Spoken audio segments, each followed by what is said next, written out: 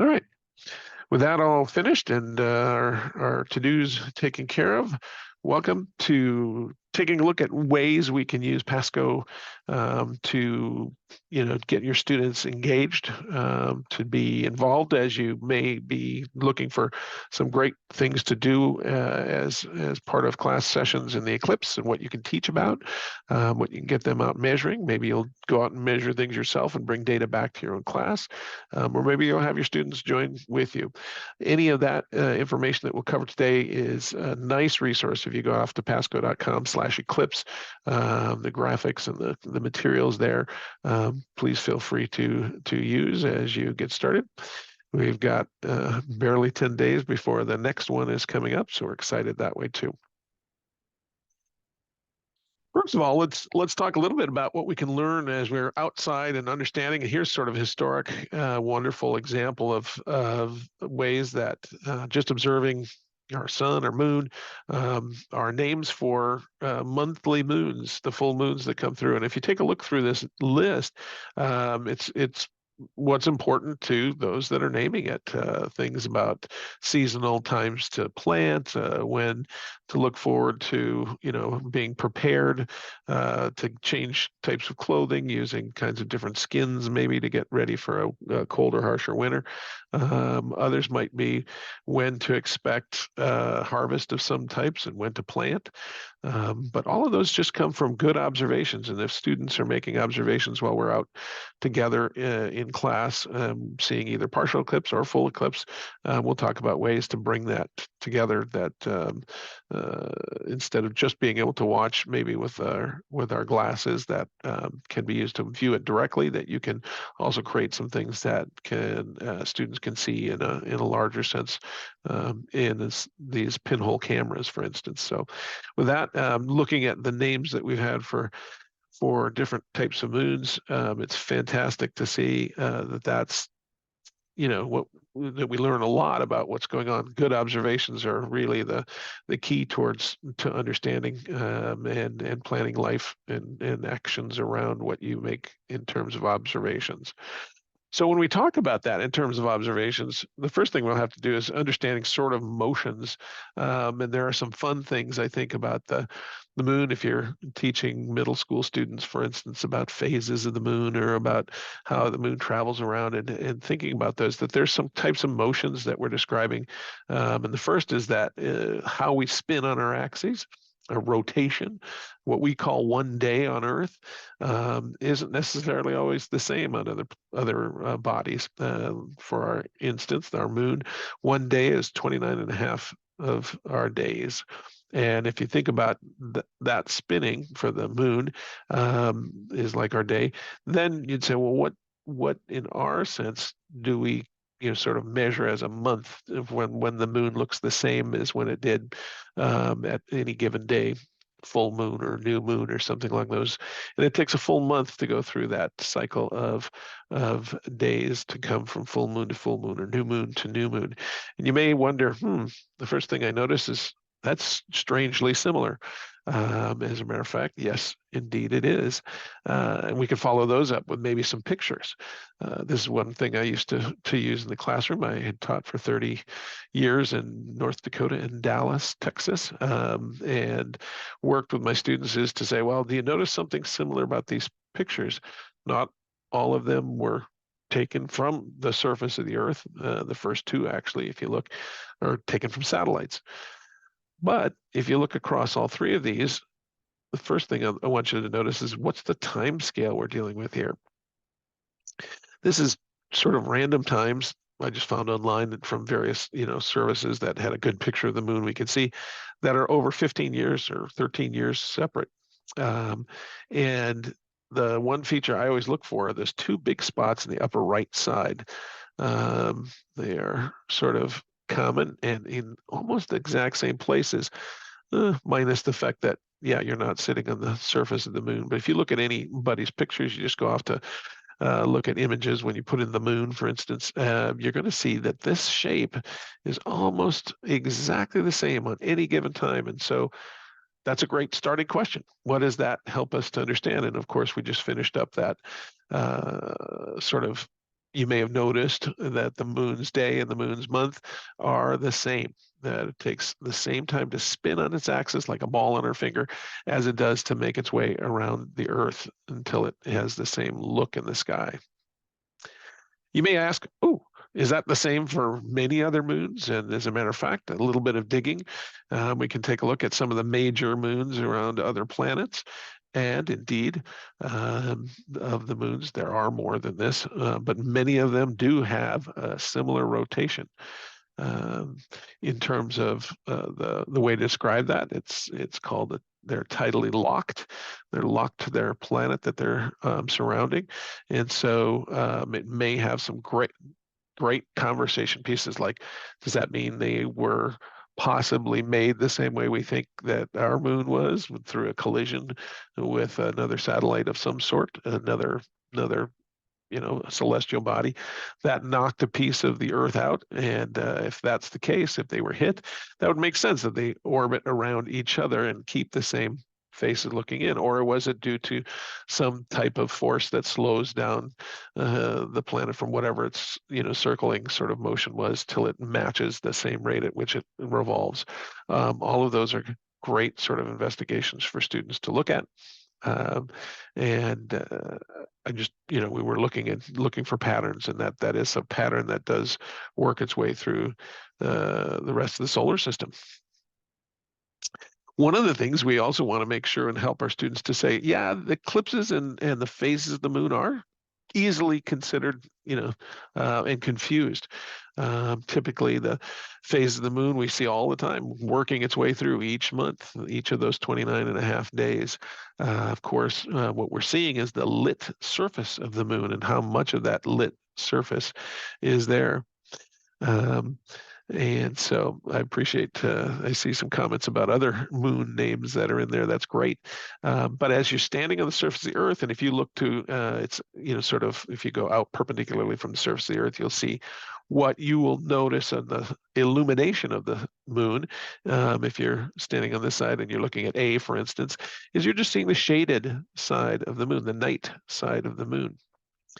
As you work your way around, the lines that you see that illuminate, the shape of the moon that we so-called see, that's the hemisphere, the half of the moon that's being lit. And so as you move your way through, of course, C looks like the same from the side as it does what we see in the sky. To give you an idea, oh, that is the half of the spherical shape is always half illuminated by the sun, and the other half is not. And so that you're seeing the illumination, and each of those is still half of the globe. There's some great activities to help students work those through, and that's not the point of this session, but we do want to say that. What is then the difference if it's not a phase of the moon? It still has to do with sunlight, and it still has to do with the shadow of the moon itself, but it's not the surface of the moon that we're looking at in terms of eclipses that you want to help our students, but it's when the moon sits in the way of the sun and we get the shadow back all the way onto the surface of the Earth. Okay, so the moon casts a shadow continuously. So maybe your students will ask questions, and they should. Why don't we get eclipses more often? One of the things that's cool to demonstrate, I think, if we're thinking of this, let me switch over to my desktop camera here. You'll see some probes, but let me move those out of the way. What's nice if you have a broad light source, like the sun has this big broad light source, and we put your hands down, that you'll see that there are different sort of levels of darkness of shade. You might be able to see that along here. It's a lighter version of shade, a darker version of shade. And those are great demonstrations, like you can see in this image, that there's where the sun's light is being blocked out from the top or the bottom. And both those two shades will cause a darker shade that's going to give our a total eclipse. Any place that's got just shade of one side, but still the other side of the sun can sort of illuminate the surface of the Earth is called a partial eclipse. 2 to 5 of those typically occur annually. Some part of that shade comes through. The total eclipse about once every year and a half. And then to be in the same place where an eclipse has occurred, average 75 years before that will occur again. And so it does happen sort of as once in a lifetime, unless you're willing to get up and travel, which is great. But we want to see why that occurs, why those darker full eclipses occur. And that is a good example of just putting your hand out in a place that's got distinct light. That you can see, especially if you're in your classroom, you've got sources of light that are from different parts of the room, and so they'll if you get your hand closer to the table, you see a place where it's shading out most of the light that's around, and that'll create the darker umbra, which is where the complete eclipse is, the total eclipse.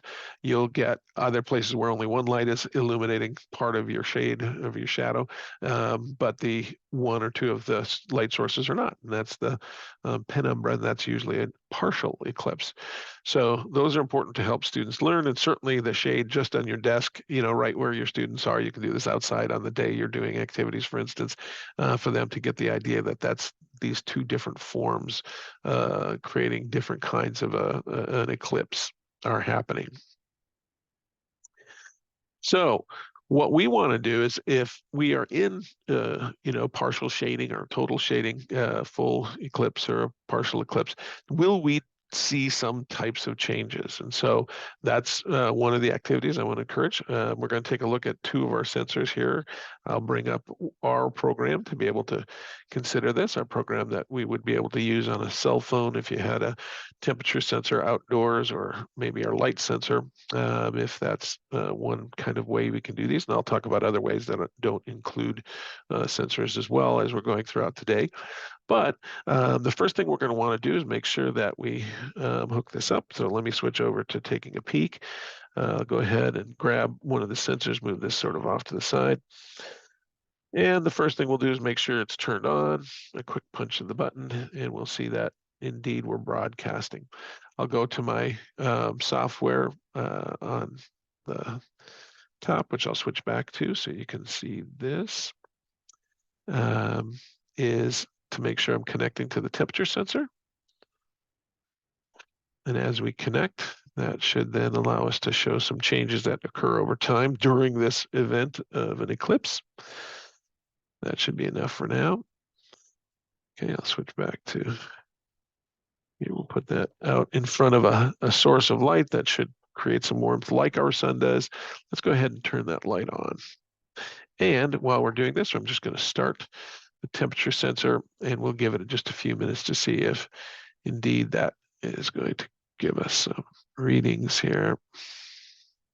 Make sure I'm hooked to the right sensor.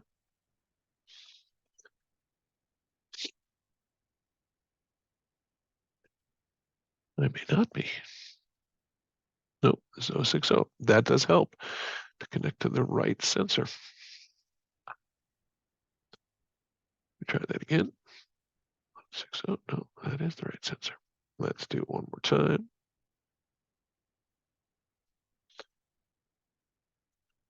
But I am not. All right, I'm going to switch this one here. Let's change to this guy. And go to our weather sensor here. There it is. Weather.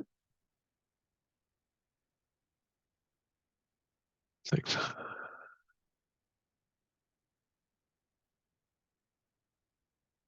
And we can see quickly.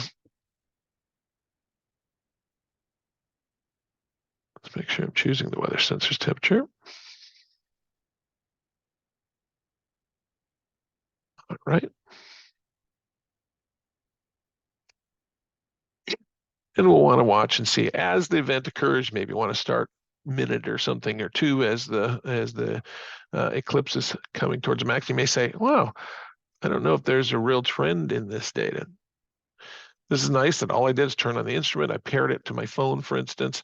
I have some great options inside the software. For instance, I could make this scale by using your finger on your phone, or scaling this so that it actually shows a larger, sort of easier to see trend.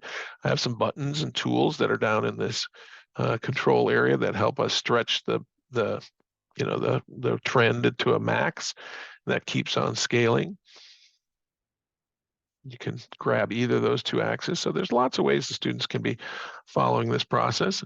Let's say that completes its cycle and we finish the eclipse, and we'll let that run for just a second to see what happens in terms of trends. And boy, it just doesn't take terribly long, but it would be great for students to be able to see that process of what they can see during an eclipse that's going on. Fantastic. They get that sort of pattern almost immediately. I'm going to go ahead and turn this off. I'm going to move now a light sensor over into that same area. We're going to turn this on so you see that process again. Nothing like good muscle memory to get the process down. If I want to switch instruments, I can just go to my Bluetooth and say, oh, here's our light sensor and our light and color sensor both will work if you're getting the newest version that's called light and color. And I have one that's light sensor. I'm going to go ahead and make sure that's connected. That looks great. Now, we're going to switch what gets measured. I'll go ahead and just turn on the amount of light that's coming in, and we'll go ahead and start the light. So we start from full sun, and then I'm going to slowly cover it. All right. So we get a event like this. I'm going to go ahead and slowly cover the light up. We'll get some, depending on how well I'm pointing it at that light, students will get a little time to get that average going down. Now I'm going to take and eclipse this light. I've got in my hand just a mouse pad. We're going to slowly eclipse that light as this goes through. I'm going to do this slowly.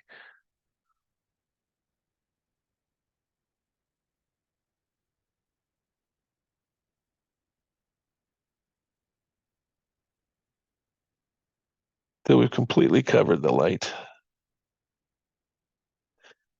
Okay. And after that, the sun slowly sneaks back out from behind in front of the moon, coming in, and we'll get those to finish so that they'll get a great chance to then see, really what amount is blocked. You can do this from a full eclipse or you can do this in a partial eclipse. What's also nice is that the light sensor has quite a few ways to determine what's going on with the light as that change happens. This would be a great way to say, well, this is the cause or the driver. Our light energy is coming in. If a student is measuring temperature, they can be looking at that as the impact from changing the amount of light. Other things that students can do, and this sort of data was already taken with this run, we can switch from illuminance, for instance, and come down and say, do the colors of the light that we see just as this process going on change much difference for red, for instance, to one of our other colors? Does that green switch in a similar manner? And I think we'll see mostly, I hope their students would notice that really these are very similar. And the reason I mention it is because as I pop back, so they can do some great investigations, not just whether the light is changing, does it change in what kind of pattern? If you have advanced students, if you're in high school, if your students are doing modeling, for instance, what kind of pattern does that look like? In here, it just looks like almost an on-off switch, right? We block the sun and it goes back to the highest readings, or when we block it, it goes to a lower reading almost instantaneously. But this is a slow process, and it's got a sphere going over another circle in terms of the subtended sort of surface. Can this be a sinusoidal sort of model to explain this? If I was working with my high school students, which I've taken them out, works completely different when I'm trying to do stuff with my middle school students. And so what's nice then is I've looked at these two kinds of ways. Is that different from the eclipse that happens when the moon goes into the Earth's shadow? Most of the time you may hear in the news that these are blood moons, and that has to do a lot with this change in color moon's light I'd be interested. I haven't taken it out to see if you can see the difference in those colors. I might have to bring it to a screen, for instance, take pictures and bring it on a computer screen because the light from the moon is so much dimmer. But that color does impact. So the red stays and the blues and the greens get taken out. But if we think about our sky, why is the blue missing off of the reflection of the moon? A lot of it's getting scattered as it went. The moon is going into our shade. The blue light's being scattered just like it does during the day, and what gives us a blue sky. So what makes it to the surface of the moon and comes back as the more red wavelengths. Okay, so that's the reason we bring those up as a comparison to lunar eclipses. Do we see something similar? Um,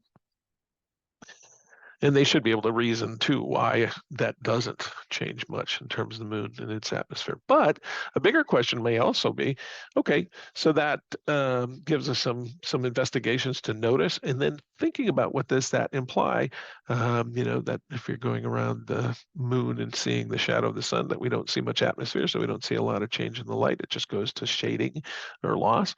But also is that, hey, when the sun comes by every day, it's obviously moving around through a month. Why doesn't it leave a shadow that comes on the surface of the Earth? And the reason there, we can see on the right, is that the moon makes its path around the Earth in a plane that is not in the same plane that the Earth travels around the sun. So its path has got a angle to it, and I've tried to put in little arrows here on the right side so that it's tilted. If you take a look, if the Earth is in different places, that tilt stays the same as the moon is moving around the Earth, and the Earth is then making its travel around the sun. So that is one of the reasons we don't get this eclipsing sort of happening every time the moon makes its orbit around the Earth in the month. But then also we're going to have some impacts by just the way the moon travels. Okay, the two times in this circle, I would say that you are going to get an eclipse to happen is if the Earth is passing directly between the sun and the Earth, and it is more equatorial. So if I hit this clip here and we make a little dot for the moon, we'd say, oh yeah, this will not leave a shadow on the right-hand side or the left-hand side, but for when the moon is passing in the top example, that will leave a shadow that can be possibly eclipsing for parts of the Earth. Now, that can help to address those issues, but also keeping in mind, as I'm on this page, as we can talk about the path any body takes around another in terms of gravitational attraction doesn't happen in a nice circle.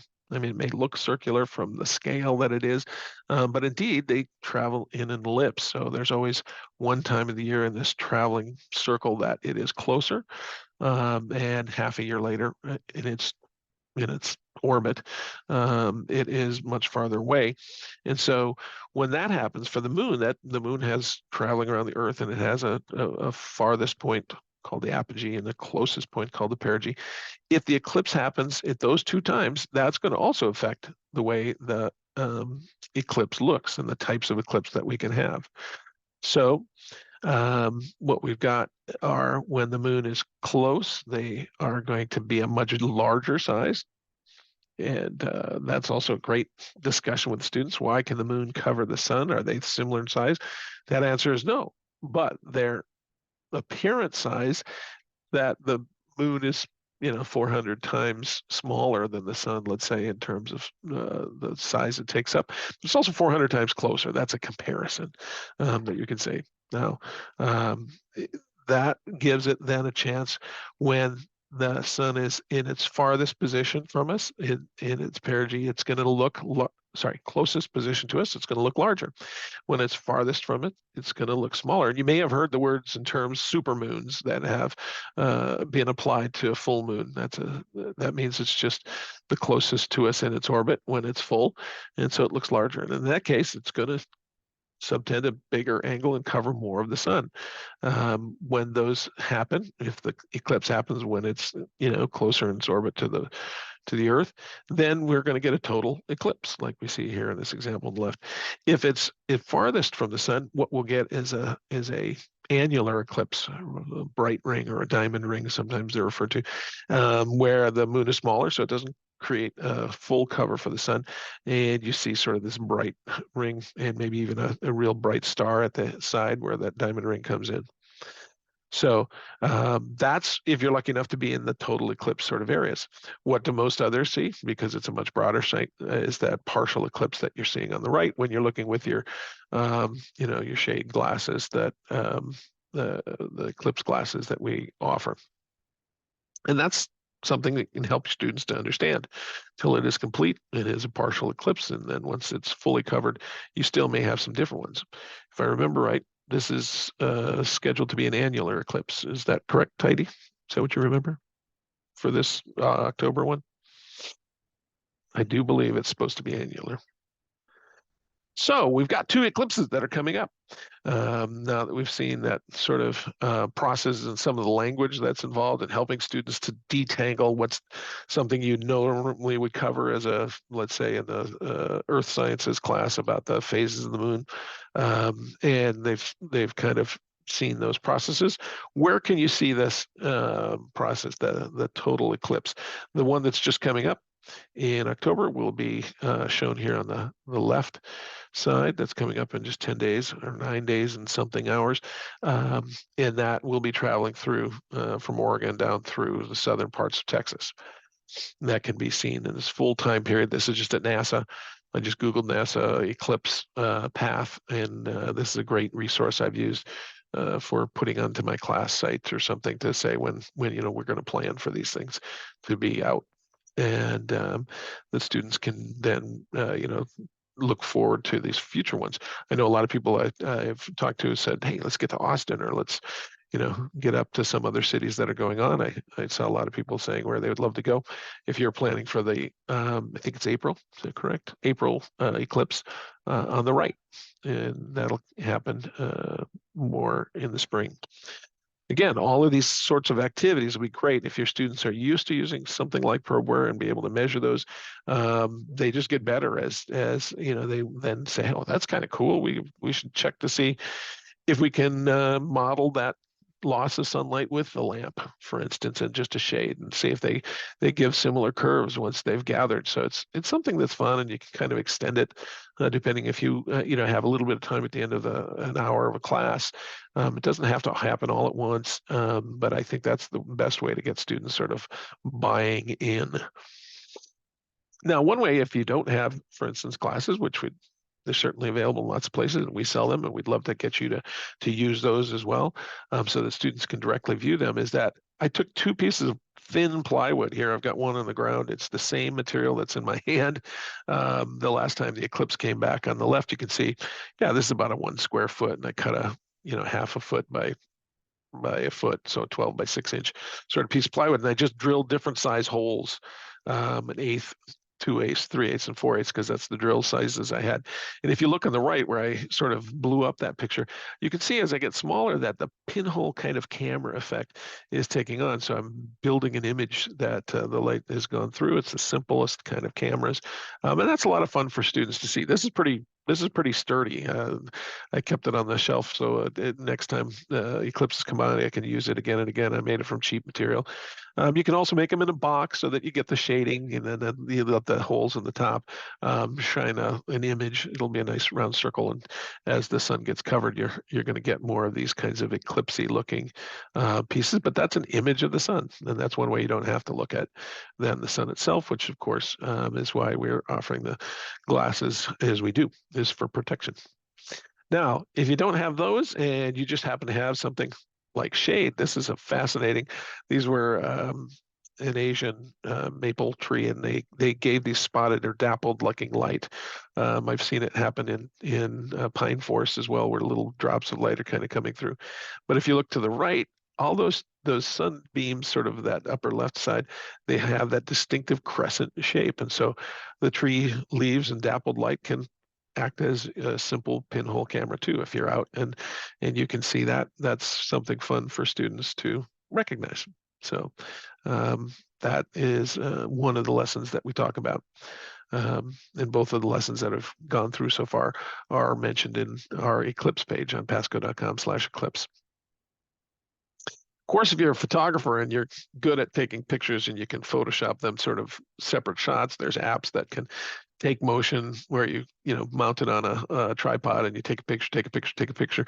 Then the various images show up and everything that's the same doesn't change. But most of the time, I would say I'm not that good photographer. Mine would look more like, hey, let's look through the glasses and I'll take a shot on my iPhone. And then in Photoshop or some kind of other photo editing software, I kind of post the pictures all into one so students can see that change. Any of these kinds of processes can help get students to have both fun and use some technology to compare as the sun is being covered. And it can be a lot of fun. So even just with your phone and the solar eclipse glasses, you can get some great imagery and put those together. Now the question will come in. So we've measured directly properties of the sun. What's the brightness of the sun? What's the temperature of the sun that's changing? What might be fun to also encourage students to say, okay, there's a cause, there's some change in terms of the light energy coming towards the earth. And so maybe you want to encourage students to use, I'm going to turn off some of these and you can switch back. Let me get these all geared up. A multi-device, like I've shown on the hand stage, is our weather sensor, and this can measure quite a few things. It can measure the wind, humidity, the pressure that's out there. And so if you want to set this up so that it's pointing in a direction, it's also got a light sensor that's on top so that you can kind of get all of those things as a comparison. And we'll use the software here in a second to do that. But might post this and let it gather data as the eclipse goes on. If there's a wind direction, point it in that direction so you can see if there's some change in those impacts. So we're going to go do that. I'll hold it over here until I'm ready to switch back.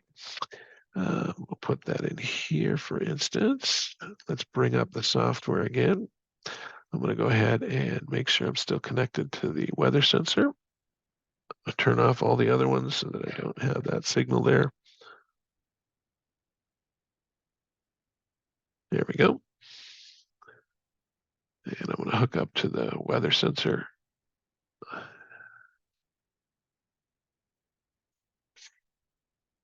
Whenever I use technology, always the first time you're exposed to those, it does make sure that there we go.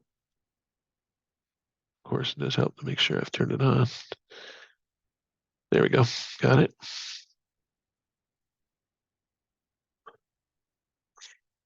Look to that again. That it takes, a little practice and students realize, oh, I didn't get the data the way I wanted. Or you may have 3 or 4 of these units out and students, the first time it may take a hit and a miss. And so maybe practice it with the light so that they get, 2, 3 times. By the third time, I've noticed it, if I'm using it in class with other kinds of things, they just become really flawless. They troubleshoot their own issues and it's very easy to use. I'm going to go ahead and stick with, really, I could choose any kind of variable that I want. I like the intensity. Let's go back to that under the wireless light sensor for luminance. And we're going to start a new run. And while that's going on, maybe some wind is changing as this is going to get covered. So I'm going to go ahead and slowly cover that light up. But let's say there's a wind blowing, and you're going to hear me blowing on the speed of this. So forgive my gustiness.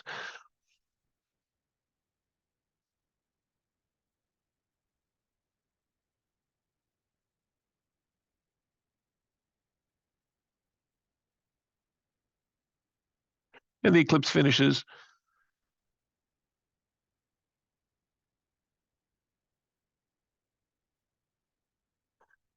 Awesome. We're going to go ahead and stop that. And you may want to know, well, are those two things impacted? Do they have, an impact on each other? Which case we're going to change, instead of showing which of these variables just has some value to comparing them. And you'd say, well, which one drives the other? Which one is the cause? Which is the effect? Which is the x-axis? And so we'd say, well, we controlled the light. So let's go ahead and put the light on that x-axis. We come down here. And on the other axis, obviously, that's a straight line when we compare light to how much light is there. But we can then compare them. Let's compare them to wind speed, for instance. You'd say, "Whoa, that's crazy." What we're looking for is that bunch of data. Does it make a best fit line? Does it make, yeah, even a scattered line? Is there a trend as you go to the right, as the light is uh, going higher and higher? Do we then have more wind or less wind? They can look for those kinds of relationships as students try these. What's nice in that sense is we can switch to other kinds of variables too. Does the humidity change during an eclipse? And we can make sure that we only show this last run by, our variables that are on here in general. And they can do investigations. And the only thing I do is to check at the end is to have a conversation. You come back in, especially if you're outside, and say, did you find something that seemed to go up as the sun's energy and rays were more available, and it went down when the sun's light went down? If they can see that and they can say, yeah, as the sunlight was blocked out, then there was less humidity, there was more wind. They can prove those things. And if they don't get them right, that's nice, because it's a very social sort of area where they can learn about how to run these kinds of experiments, and they can get help from their friends. All of those, it's all been stored once they've made one run, so that they can share that. If one student's doesn't work and we get back, we can get the student, one of the other sets of data. They can share those, from the device itself. If we want to do that, we can come in and go ahead and store that. And, we can send that off and share those, save those onto my computer, and be able to share that with other students. So now once you're finished, like I say, how do you build that so that they have this experience and they can go on? How do you get your other teachers to be involved? And so I've done these with my staff and said, well, what kind of ways can we involve the English teacher, or can we involve, because they're going to go outside to experience these events. Let's see if we can't get something from each of these other classes if they want. And so I usually post ideas like this. I didn't want to pull dozens of them, but just a few ideas. Is think about a story that's got an eclipse in. Connecticut Yankee and King Arthur's Court is a Mark Twain sort of story, and you can say, well, what did he use to explain in that? If students want to look it up just for the fun, and they can see a little bit more about what that story is about, that's great. I'll finish it with the last one is, can you think of some movies that have total eclipses in them? And of course, most of them are horror movies, because that's the time of bad news. But there's been many. If you were a Librarians fan, or Apocalypto was a movie a while back, but more recently, some of the Ghostbusters all have, their big event happens at the climax when the sun is eclipsed. And see what students come up with. I'd like that. We can also say, how are eclipses different? I mean, if you want to just check to see if they get the hang of the differences, that how are they different from regular phases of the moon? How are they how are they similar? Both of them, need sunlight and illumination to describe them. And so those are just easy ways to check to see if your students' experience, after they've measured some things, maybe have done, if you don't want them to have to write a report, that you can just get some feedback, as assessment, and see if they're following along and thinking about what's going on. So getting students out there, getting the students to interact and get them to answer questions that aren't just from your science class are all great ways to really involve students. We're getting out there to see an event that's really quite spectacular, listening, not just measurement with instruments, but listening to see if there's changes in the bird song, or there's, feeling of the wind change as the shadow comes over the earth, are all great ways that students are going to be remembering this in a way that is more than just numbers and graphing. Although by using technology on a phone or on a computer, like we've seen, they get to get to reason analytically as well. But if they can do that as part of something that's fun, that really anchors it in to their sort of ideas. If what you've seen is great, or you're going through afterwards to our page at pasco.com/eclipse, that you have some questions and you want to know someone that's regionally there, just to deal with some questions, that's great. Contact our support team. Each of our support works in different regions of the country, so you could find who's closest to you there. When we're finishing here, which will be shortly, hang on, and there'll be a post-webinar survey. That'll help you to finish that out and get your certificates. And as we kind of move forward, you'll also get a link to, after this, to this presentation. Those that were not able to make it and watch it live, they'll get a link to that presentation. And so you can continue to reference this, because obviously every year and a half, there's an eclipse that's not too far away that can be viewed. So these will always be a resource for you. So thanks for your time. Thanks for your interest. I'll see if there's any other questions that may have come up that might benefit from a group talk. And if not, feel free to get back to what you're doing and getting students outside to do science, because that's a great event, a great hook for them to see something that is important to you as a science teacher, and will make them remember it far longer than our average sort of experiences.